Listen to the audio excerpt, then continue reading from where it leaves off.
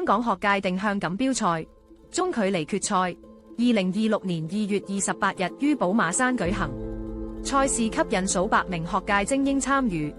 即使天雨不斷，運動員仍展現專業態度，在具挑戰性的賽區完成賽事。比賽路程超過5公里，設有多個路線選擇關卡，全面考驗選手的導航能力及體能水平。團體獎項方面，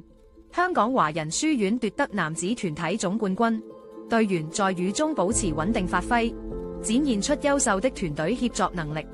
天主教南華中學在女子組賽事中同樣表現出色，多位隊員發揮穩定，成功奪得女子團體總冠軍，寫下校際定向運動歷史新一頁。4位學界精英成功入選香港代表隊，將於暑假代表香港出戰在瑞典舉行的世界青少年定向錦標賽。他們包括男子精英甲組冠軍黃鏡橋，來自聖若瑟英文中學；男子精英甲組選手區卓瑤，來自拔萃男書院；男子精英乙組冠軍盧曼希，來自匯基書院東九龍；以及女子精英乙組冠軍江瑩，來自拔萃女書院。